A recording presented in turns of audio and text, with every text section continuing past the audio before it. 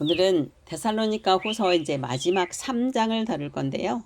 게으름을 경계하라는 제목으로 함께 은혜를 나누겠습니다. 중요한 부분은 데살로니가 후서 3장 6절에서 15절을 본문으로 하지만 3장 전체를 다루겠습니다. 본문을 봉독하시겠습니다. 시작. 형제들아, 우리 주 예수 그리스도의 이름으로 너희를 명하노니 게으르게 행하고 우리에게서 받은 전통대로 행하지 아니하는 모든 형제에게서 떠나라. 누구에서든지 음식을 값없이 먹지 말고 수고하고 애써 주야로 일함은 너희 아무에게도 폐를 끼치지 아니하려 함이니 우리가 너희와 함께 있을 때에도 일하기 싫어하거든 먹지도 말게 하라 하였더니 우리가 들은즉 너희 가운데 게으르게 행하여 도무지 일하지 아니하고 일을 만들기만 하는 자들이 있다 하니. 자, 데살로니가 성도들 중에서 게으르고 또 일도 하지 않으면서 어떤 일들을 자꾸 만들어 가고 있는 사람들이 있는 것 같아요. 그러다 보니까 이게 위기의식을 느꼈고 사도 바울은 이것을 가르쳐야 되겠다라고 생각을 했던 것 같습니다. 그래서 사도 바울이 우리가 너희들한테 가서 어떻게 가르쳤느냐, 가르친 대로 행하라 라고, 그리고 가르친 대로 행하지 않는 자는 이 공동체에서 떠나라, 아주 단호하게 말하고 있는 것을 봅니다. 오늘 본문 3장 6절에서 15절에서 사도 바울은 데살로니가 성도들 중에 일부 성도들은, 전체가 그러지는 않아요, 바울의 가르침대로, 그러니까 말씀대로 살지 않고 게으르게 행하며 일하지 않고 오히려 일을 만들기만 하는 자들이 있었던 것 같습니다. 바울은 이러한 행동을 바로잡기 위하여서 배운 것들을 상기시키고 직접적인 지침을 제공하며 조용히 일하여 자기 양식을 먹으라고 권면을 하고 있습니다. 첫 번째는 바울 일행이 모범을 보였던 것을 본받아라. 자, 7절에서 9절까지입니다. 어떻게 우리를 본받아야 할지를 너희가 스스로 아나니 우리가 너희 가운데서 무질서하게 행하지 아니하며. 자, 무질서하게 행하지 아니했다라는 것은 말씀대로 행했고 말씀을 벗어난 행동을 하지 않았다라고 말씀하고 있는 거예요. 누구에게서든지 음식을 값없이 먹지 않고, 값없이 먹지 않고 하니까 꼭 돈 내고 먹었나? 이런 생각이 들 수 있지만 그게 아니고요. 일한 만큼의 일을 했으니까 먹는 거고, 게을러서 놀면서 얻어먹지 않았다라는 뜻이에요. 오직 수고하고 애써 주야로 일함은 너희 아무에게도 폐를 끼치지 아니하려 함이니 우리에게 권리가 없는 것이 아니요 오직 스스로 너에게 본을 보여 우리를 본받게 하려 함이니라 그랬습니다. 자, 권리가 없는 거, 그렇게 애쓰고 일했다라는 것은, 주야로 일했다는 것은, 사도 바울은요, 성도들에게 돈이 떨어지면 나 돈 떨어졌으니까 도와줘라는 말을 안 했던 것 같아요. 사도 바울 편지 전체를 보면은. 그래서 부족한 것은 본인이 일을 해서 또 보충을 했고, 또 성도들이 아는 사람들은 또 주었고, 이렇게 해서 사역을 했습니다. 그래서 폐를 끼치지 않으려고 했다라는 이야기를 하고 있습니다. 그리고 권리가 없는 것이 아니요. 당연히 예수님께서는 뭐라고 하셨냐면 자기 일한 자가 자기 싹을 받는 것이 당연하다라고 말하고 있어요. 그래서 그들을 전도하러 사역하러 갈 때 12대를 파송할 때 뭐라고 했습니까? 어떤 배낭 돈을 가지고 가지 말라고 하잖아요. 당연히 품삯을 받아야 되니까. 이렇게 받는 것은 당연하지만 그 권리를 주장하지 않았다라고 이야기를 하고 있어요. 왜? 본을 보이기 위해서. 이래서 밤낮으로 수고하여서 자신을 그렇게 사랑을 나타내면서 살았다, 이렇게 말하고 있어요. 그리고 사도 바울은 다른 서신서에 보면은 가난한 자를 돕는 것을 자기가 계속 해왔다라고 이야기를 하는 걸 보면은 이렇게 일해서 버는 돈으로 또 들어온 헌금으로 가난한 자를 도운 것을 볼 수 있습니다. 데살로니가 전서에서 2장 9절에 이렇게 말하고 있습니다. 형제들아, 우리의 수고와 애쓴 것을 너희가 기억하리니 너희 아무에게도 폐를 끼치지 아니하려고 밤낮으로 일하면서 너희에게 하나님의 복음을 전하였노라. 전서에서도 이렇게 말하고 있어요. 그리고 후서에서도 다시 또 한 번 말하고 있잖아요. 이렇게 사도 바울이 가르친 것은 굉장히 일관성이 있습니다. 가서 복음을 전할 때도 가르친 거, 그리고 전서에서도 후서에서도 똑같은 말씀으로 지금 계속 상기시키고 있고 일관적으로 가르치고 있는 것을 볼 수 있어요. 또 데살로니가 전서 4장 11절에 12절을 보면 또 너희에게 명한 것이 조용히 자기 일을 하고 너희 손으로 일하기를 힘쓰라. 이는 의인에 대하여 단정히 행하고 또한 아무 궁핍함이 없게 하려 함이라 이렇게 말하고 있습니다. 바울 일행처럼 하나님의 자녀는 어디를 가든지 무슨 일을 하든지 하나님을 나타내므로 본이 되어야 합니다. 그리고 부지런해야 됩니다. 예. 당연히 게으르면 본이 되지 않죠. 남의 일에 참견하지 말고 자기 일을 열심히 하면서 본이 돼야 되는데 이 열심은 내 열심이 아니라 하나님을 나타내는 일이 돼야 되고 그렇게 되면 하나님이 내 일을 해주시는 거예요. 네. 그리고 의인에 대하여 단정히 행하고 그러는 것은 남들에게 본이 되어라. 그렇게 말하고 있는 거예요. 궁핍하다면 예수 믿는다고 하면서 늘 궁핍하고 남한테 도움만 요청한다면 남들에게 본이 되지 않잖아요. 그렇죠? 본이 된다는 것은 너무나 중요합니다. 아까 우리 최원식 성도님께서 이런 말씀을 하셨어요.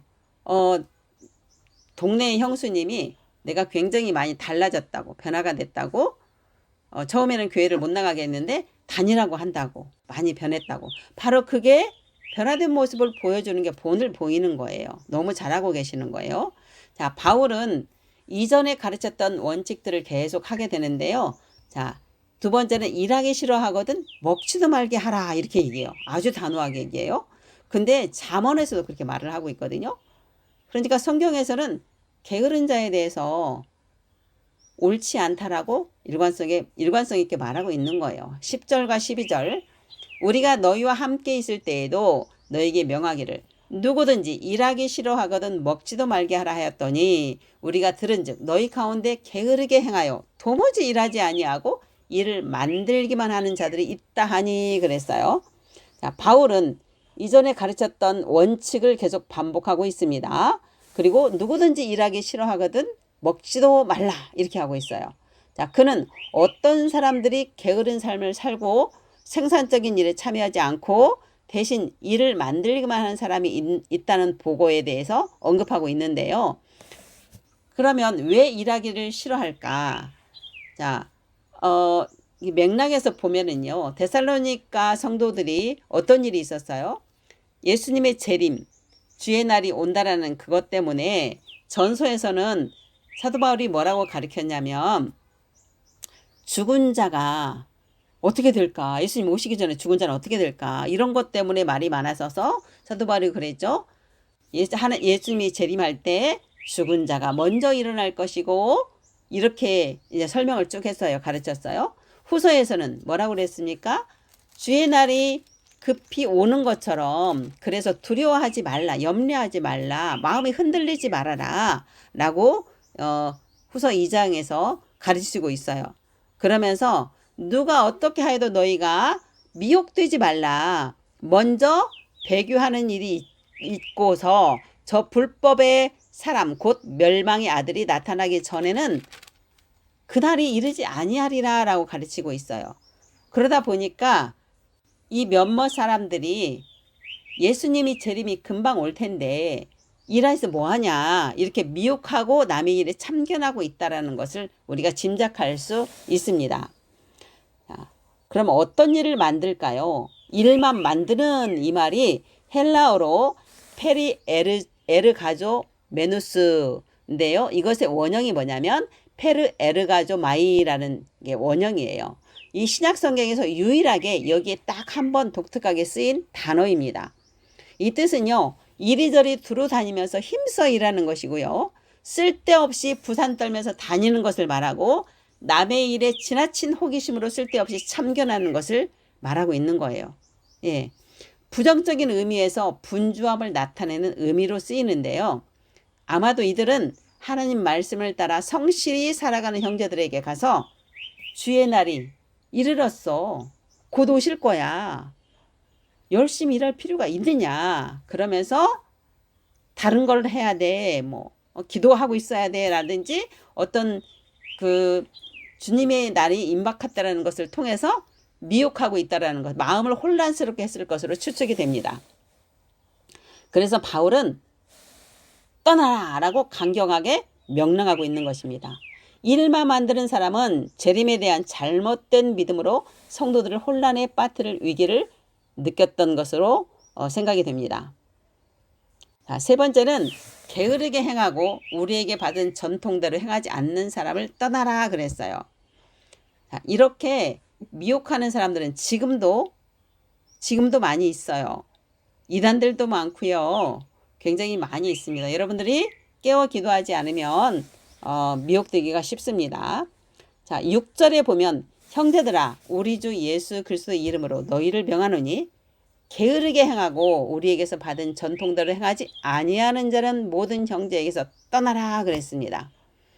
그러면 바울이 데살로니가에 가서 가르쳤고 또 편지를 통해서 가르쳤던 내용들을 한번 보자면 여기에 기록된 대로 보자면 전서와 후서를 통해서 어떻게 가르쳤는지 가르침에 대해서 첫째는 거룩하라고 가르쳤어요. 거룩하라. 음란을 버려라. 너희 아내를 귀히 여겨라. 이런 말씀들을 데살로니가 전서를 통해서 쭉 가르쳤어요. 두 번째는 형제를 해하지 말고 서로 사랑해야 된다. 사랑을 강조하셨어요. 세 번째 서로 사랑하라. 네 번째는 조용히 자기 일을 하고 너희 손으로 일하기를 힘쓰라 그랬어요. 일하기를 힘쓰라고 분명히 가르쳤어요. 다섯 번째는 의인에 대해 단정히 행하고 궁핍함이 없게 하라. 사람 사람들이 볼 때 그 일 많고 막 구걸하고 이러지 말고 자기가 일을 해서 자기를 부양하고 살아라. 이렇게 말하고 있습니다.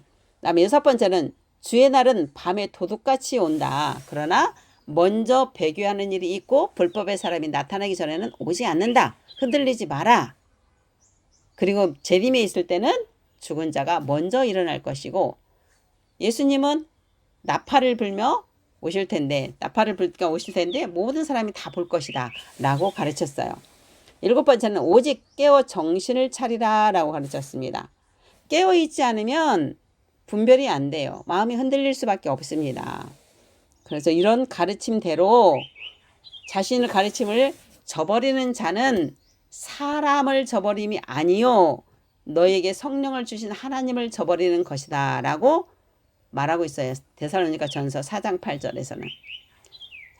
왜 사람을 저버리는 것이 아니고 성령 하나님을 저버리는 것이라고 말할까요? 사람의 입으로 가르치기는 했잖아요. 사도 바울 일행이. 바울을 일행하는 것이 아니라 바울은 나는 어떻게 될지 안 해도 나한테 뭐라고 해도 상관은 없지만 내가 전한 그 말씀은 영이고 생명이고 하나님 자체시잖아요. 그렇기 때문에 그 말씀대로 행하지 않는 것은 결국은 하나님을 저버리는 것이다 라고 말하고 있는 거예요. 지금도 똑같습니다. 말씀이 선포되는 것들을 여러분들이 지키지 않으면 하나님을 저버리는 것과 똑같은 거예요. 말씀이 그러하면 그런 것입니다. 말씀대로 행해야 됩니다. 자, 이런 가르침에 반하는 자는 공동체에서 떠나라 라고 단호하게 말하고 있습니다. 왜요? 왜 그럴까요? 너무하시는 거 아닙니까? 사도 바울 선생님? 이렇게 반문할 수도 있겠죠. 근데 그렇지 않습니다. 공동체에서는요. 같은 말을 반복해. 처음에 한마디 했어요. 부정적인 말. 아유 저 사람 왜 저래? 이렇게 받을 수 있습니다. 두 번째 또 해. 세 번째 또 해. 네 번째 또 해. 여러 차례를 듣다면 저 사람이 같은 말을 반복하는 거 보니까 저거 진짜인가? 이렇게 미혹되기 시작합니다. 그리고 여러 사람이 반복하기 시작하면 결국은 그렇게 물들어집니다. 여러분들이 지금 뉴스에서 똑같이 보고 있습니다. 제가 PD 수첩을 보다가 깜짝 놀랐어요. 기자가 태극기 집회에 가서 어떤 젊은 아가씨예요. 이제 질문을 하는 거예요. 그런데 이분 대답이 가관이었어요. 뉴스에서는, 기자들이 하는 뉴스에서는 믿지 못한다. 그런데 정확한 정보는 유튜브에서 나온다라는 대답을 하는 거예요. 그러면서 어떤 이야기를 하냐면 중국인 99명이 선관위에서 부정선 가다가 잡혀서 미국인을 통해서, 미국 군인을 통해서 오키나와로 해서 지금 압송 중이다. 이런 이야기를 하고 있는 거예요.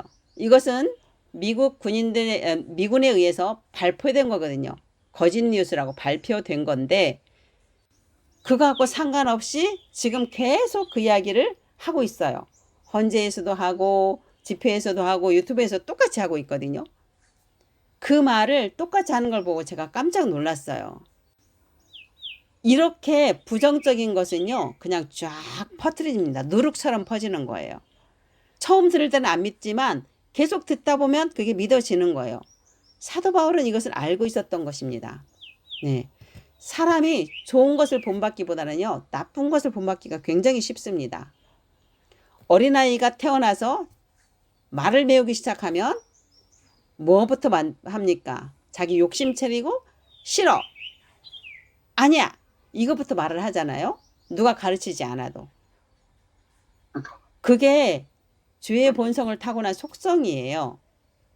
하나님을 믿고 우리는 새로운 피조물로 하나님의 생명으로 변화되었다면 하나님의 말씀이 무엇인지 이것을 분별을 하셔야 돼요. 하나님은 사랑이 본성이에요. 하나님의 사랑. 사랑이 없이 행하고 말하는 것은 잘못된 거예요. 하나님의 말씀과 하나님의 본성, 성품을 가지고 우리가 분별을 할 줄 알아야 되는 거예요. 그거에 맞지 않으면 그건 버리는 겁니다. 이것으로 분별하셔야 됩니다. 예수님께서는 바리새인과 사두개인들의 누룩을 조심하라 이렇게 말하고 있어요. 마태복음 16장 6절에 예수께서 이르시되 삼가 바리새인과 사두개인들의 누룩을 주의하라 하시니 라고 말씀하고 있잖아요. 그 누룩이 뭐예요? 잘못된 가르침이 쫙 퍼질까봐. 우리 빵을 할 때 누룩을 넣으면 부풀잖아요. 똑같습니다. 네. 네 번째는요, 공동체가 마땅히 해야 할 일에 대해서 가르치고 있습니다. 바울은 데살로니가 성도들이 하나님의 말씀대로 배운 대로 그리스도 안에서 성령님의 인도함을 받고 하나님의 자녀로서 마땅히 해야 할 일을 가르치고 있습니다. 첫 번째는 선을 행하다가 낙심하지 말아라 라고 가르치고 있어요. 자, 여기서 선을 행하는 것은 문맥상으로 볼 때 자기 일을 열심히 하면서 다른 사람에게 본을 보이며 바울의 가르침대로 살아가려고 하는 그 사람을 말하는 것으로 보입니다. 자, 로마서 2장 7절에 참고 선을 행하여 영광과 존귀와 썩지 아니함을 구하는 자에게는 영생으로 하시고 라고 말씀하고 있어요. 자, 근데 이 사람들이 왜 낙심을 할까요? 본인은 가르침대로 하고 있는데 옆에서 자꾸 미혹하고 참견하고 그것은 옳지 않고 이렇게 해야 된다라고 얘기를 할 때 계속 듣다 보면 내가 잘못된 건가? 내가 바르게 가는 게 이게 맞나? 이러면서 그런 마음이 들 때가 있다 이 말이죠. 그래서 낙심하지 말라라고 말하고 있습니다. 두 번째는 편지에 쓴 가르침대로 하지 않으면 그 사람과 사귀지 말고 그로 하여금 부끄럽게 하라고 말하고 있습니다. 계속 부정적인 소리 하고 잘못된 소리 하는 사람은 가까이 안 하는 게 좋습니다. 그 사람들이 부끄럽게 하라고 말하고 그랬어요. 그렇지만 그렇다고 원수와 같이 생각하지는 말라 그랬어요. 정죄하고 막 이러지는 마세요. 형제같이 권면하라고. 말씀이 이러하니까 이렇게 해야 된다라고 부드럽게 사랑으로 권면해야 되는 겁니다. 그렇지만 듣지 않으면 말하지 마세요. 이게 하나님의 사랑의 근거한 우리가 해야 할 일입니다. 그런데 본인이 하나님의 위치에 서서 정죄하고 판단하고 이렇게 하라고 막 이렇게 하는 것은 그건 잘못된 것입니다. 우리는 정말 사랑으로 말씀대로 권면해 주는 것이 우리가 해야 할 일입니다. 다섯 번째는 그렇다면 일하는 것에 대해서 지금 바울 선생님이 계속 이야기를 하고 있어요. 사도 바울이. 일하는 목적이 무엇이어야 하나 지금 우리는. 데살로니가 성도에게 했던 그 말들이 다 우리에게 지금 하는 말하고 같습니다. 자, 성경적 근거에서 일하는 것은 무엇이라고 성경에서는 말하고 있나를 보는 거예요. 자, 일은 먹고 살기 위한 목적이 결코 아니에요. 창세기에서 아담과 하와를 에덴 동산에 두고 경작하게 했습니다. 경작. 일은 신성한 것입니다. 일은 하나님을 나타내는 것이고요. 일하는 목적이 바로 내가 먹고 살기 위한 것만이 아니라 일을 통해서 하나님을 나타내는 것이 되어야 돼요. 이 일은 꼭 돈 버는 일만이 아니에요. 가정에서 일하는 것도 일하는 것이고요. 그렇죠? 사역하는 것도 일하는 것이고 내가 해야 할 일을 하는 것은 다 일이에요. 창세기 2장 15절에서 여호와 하나님이 그 사람을 데려다가 에덴 동산에 두어 그것을 경작하고 지키게 하셨다 그랬어요. 경작하고 지키게 하셨다. 이게 일이에요. 인간에게 창조물을 관리하는 책임을 맡기셨어요. 하나님은. 죄로 인해서 일이 온 게 아니라 원래 일을 하라고 하셨습니다. 이것은 타락 전에 온전한 세상에서 인간은 일을 해야 하는 것을 보여주는 것입니다. 일은 저주가 아니라 선물입니다.